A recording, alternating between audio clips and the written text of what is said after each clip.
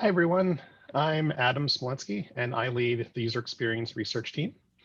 I'm looking forward to answering your questions about our team, the work we recently completed, and some of our initiatives. I don't see any questions at the moment, but I just wanted to, oh, looks like Christy's posting the first one, so I'll let Christy verbalize. I will continue to add the question after I ask it, which is on slide 12, you have a pilot going on allocating researchers' time. Can you talk a little bit about what motivated that change and what you think we'll get from it? Yeah, great question. The thing that motivated, there were actually several things. So the first was around listening to some of the feedback from my team, actually, around just not having enough time to conduct research that they want to do within their areas. And also, that's tied closely to a lost opportunity to get some subject matter expertise in those areas as well. So the idea is that by providing some of these allocation guidelines, that the team's able to actually spend some time to conduct some research in those areas and gain some of that subject matter expertise. Can you talk a little bit more about, like, maybe give examples of the types of research that they might dig into? Yeah, so there's really two kinds. One is what I call foundational. That might be more exploratory in nature. It might be centered on a problem or a topic that may not have been clearly defined yet. An example might be looking closer at the mental model around merge requests. So maybe answering the question of, like, as we evolved over time as a company, how does our existing model align with the mental model of our users? So that's one area around foundational, and the other is around strategic research. And I define that as exploring strategies for teams to take and provide research to help drive strategic discussions that may be happening. So in other words, a way for research to actually feed into those talks there.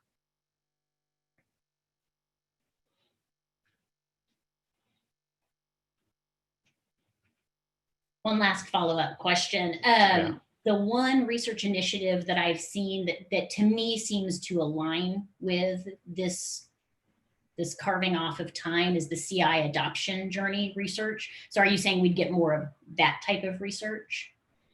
Yes, yep, that is correct. The key is that we allocate some time for that to happen. Great questions. Thank you. Anoop.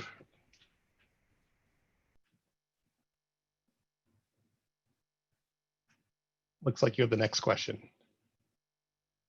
Yeah. Hi, I just want to say thank you for all the work the team's done on the 3 areas that can have the biggest impact on usability. I believe all product leaders have already gone through all the videos, and we are asking almost all PMs to also have a look at it. And there's a plan coming together to address some, if not all of them. The question I have is, do you have a sense of how to think about this in terms of adoption or monetization? And do you like which of these challenges are more around adoption, which are monetization, and maybe there's something else too? So if you can talk through it. Yeah, that's a tricky one. I would be willing to bet that as we improve some of these key usability issues that are so closely tied to that SUS score, I would imagine that adoption would be impacted positively by that. Monetization, I haven't thought too much about how these issues would tie directly with those. So I may need to put some more thought into that and follow up on that one. Awesome. And a quick follow-up on that, right? With respect to adoption, would it be more users that are using GitLab will adopt XYZ more, or is it more around more users will use GitLab? I think possibly both. The former for sure, and the latter may need to think about that one a little bit more. Okay. Yep. Thank you. Yeah. Nadia. Yeah, thanks. I didn't want to jump in before Anup, but I actually wanted to add on top of one of the Christie's question and about the allocation, the percentage of allocation of user researchers that you shared in the slides. My question would be about, do you see a possibility for a slight change of the percentages based on, for example, more involvement going into some of the strategic research? For example, we have one staff designer today, Lori, who is extremely helpful with the adoption journeys that was mentioned. And I was looking into the possibilities, like, do you see a possible adjustment of those numbers for the staff designers, for the staff researchers, sorry, today? Yeah, of course. Yeah, so these numbers are guidelines, and I would expect these to fluctuate weekly, maybe even every couple weeks. Sometimes there's a spike in one of them, and sometimes there's kind of a lull. So if at the end of a quarter we see numbers like this, I think I would be very happy. So if your staff researcher, who is Lori, if she needs to focus on one of these things a bit more for X amount of time, that's totally okay. And I expect that to happen with all the researchers. So yeah. Awesome. Thanks for clarifying that. Of course. I think I have the next one. So slide 17, you talk about your OKR for actionable insights. Can you talk more about that? Like, what is an actionable insight? Why are we shifting how we track actionable insights? So that, like, what are we going to get out of this? Yeah, so this is something I'm extremely passionate about. I've been trying to do this my career and with varied success. So hopefully at GitLab, now that we live and breathe in a product that allows us to actually track things, it might actually happen.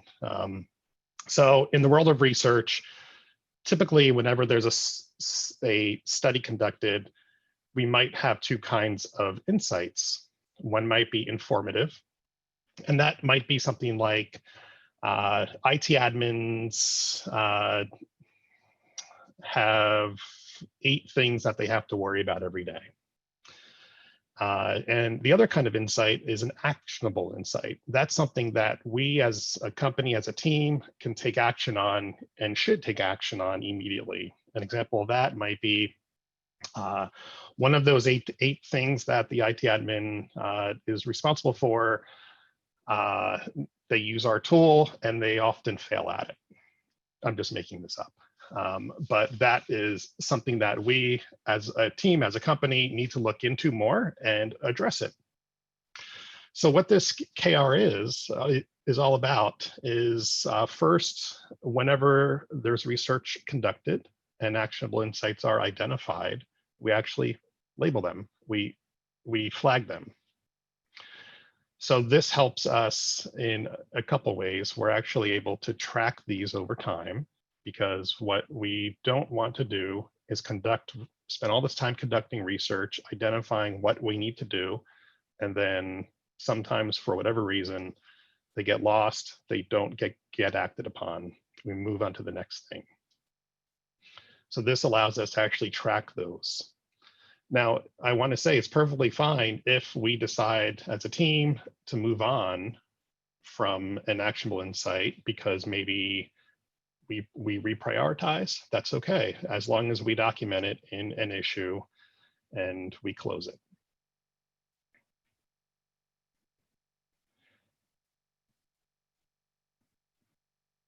The other thing that actionable insights allows us to do is really, we hold ourselves accountable now. with some of those insights that we should be acting upon.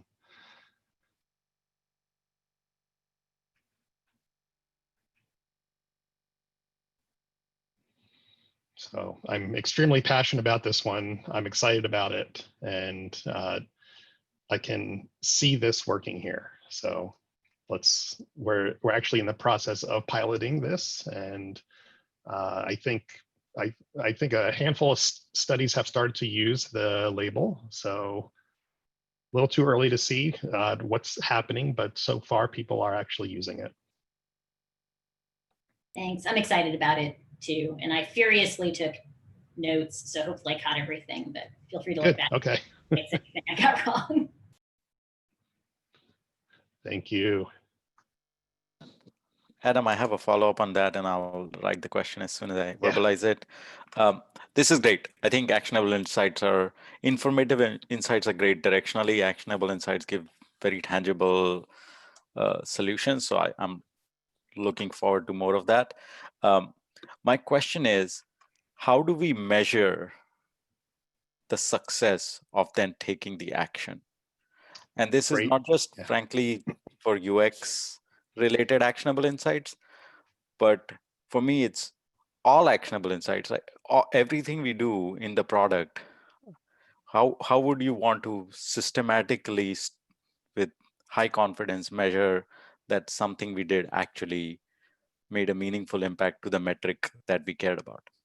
Yeah. So excellent question. I actually had a meeting with Kenny last week, and we talked about this a little bit. So what you're referring to is what I call phase 2. So what that would be is, all right, we'll track what actually gets launched into the product or feature build or something addressed, and then we're going to have to really think about how to actually and what to actually track at that point.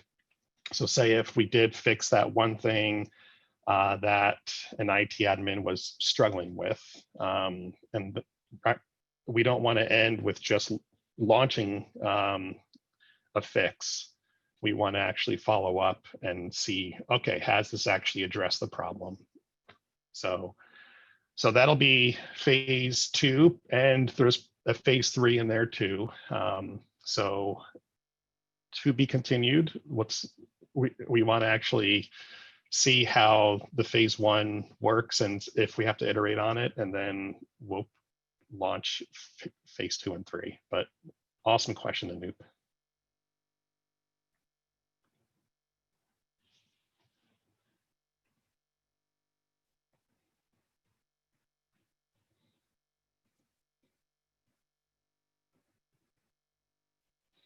Any other questions, maybe about any of the slides around some of the work that the team has done?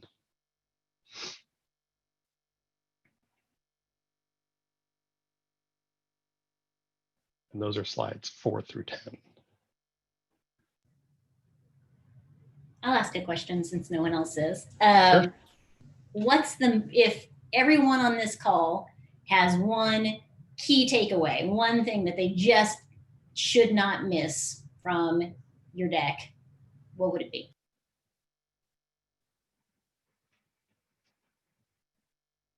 I think it is slide 4. So this is the work that Catherine has done around the SUS score. What's important with this is that Catherine took the time to actually go through and create videos this time around to really show what some of these issues are. So there's no question about it. Like actually what she walked through the UI and showed clear examples around what's happening and why. As we can see from that slide, we see the score slightly change over time. And her data shows exactly why.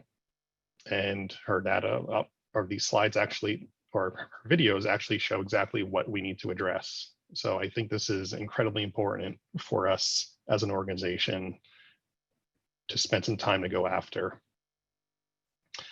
And Catherine, I wanted to see if you had anything else you wanted to add to that, since you were the one who spent a lot of time working on this. Sure. Can everyone hear me well? My mic has been strange. I am very excited that the Actionable Insights initiative has come along at this time, because I think that was the missing element with the way I was handling the SUS before. There was a lot of information I was learning, but in terms of actually getting it broken down and addressed, it was difficult because it was like throwing a big wall of information at someone. And just from breaking it down into videos, I've already had people telling me like, hey, this aligns with something we're seeing in the operations side of things. We have some changes we want to make to the menu. Or the projects and groups working group is like, a lot of navigation concerns are probably related to this working group as well. So I'm seeing groups identify things that they could fix just by having broken down the information. So that's really exciting to me. And following up on Anoop's question earlier, I think the adoption and monetization question, you can think of it from two perspectives. So for adoption, when we get comments that are related to usability in a sense that the interface is overwhelming or it doesn't feel that friendly or welcoming to my teammates. So for example, sometimes we'll hear an engineer say, GitLab, I can understand, I've used similar tools, but the product managers on my team don't like it so much and they want to stick with Jira, for example. That's a common setup. Or they've come over to GitLab, but they can't get the most out of it because they don't know where to find things. Or our way of promoting discoverability is to have everything on by default, but that could also do the opposite where it's everything's in your face so you don't know where to go. So I think just keeping some of those things in mind will help with the question of adoption and monetization as well. Great. Thanks for adding all that. Yeah. And I just wanted to add a brief comment for anyone who's not familiar with SUS. So SUS is a system usability scale survey, and it measures the overall usability of our system end to end. And what we've seen when Adam talks about the score moving is over 6 quarters, the score has gone down. Our goal is for the score to go up. So Catherine's work really dug into, why does it keep going down? What is it that we're not doing that we should be doing to improve the usability of our system? And Catherine, you're right. I also have looked at basically every free text answer that's come in on the SUS. And it's surprising how commonly people say, yeah, I'm a developer and I've used it for 5 years, so it's fine for me, I get it. But when we hire new people or when I'm working with people in roles who aren't developers, it's really hard for them and I don't think they can use it. And that's me paraphrasing, but that really is a very common sentiment. Yeah, and then another thought there is that the score tends to be lower for newer users. And I would say that's due to the fact that if you have less context from other tools, then if this tool is also overwhelming, you have less of an idea of how to recover from that error, or you don't know where to go if there's not like a documentation link right there telling you what's going on, or just some of those little supporting steps like guidance in the UI. If they're not there and you're new, it could be like, where do I go next and how do I even do anything? If you have to use it for work, you most likely will keep trying, but if you don't, then you might just kind of put it away for a little while. So yeah, that's another consideration around adoption.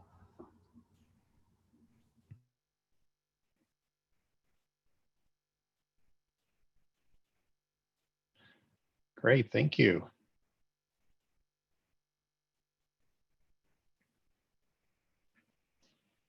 Any other questions? These have been excellent questions so far.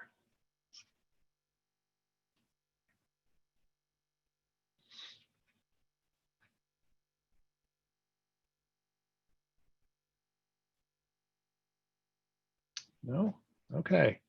If there are no other questions, we will end the call. And I want to say thank you, everybody, for taking the time to attend and asking some great questions. Bye.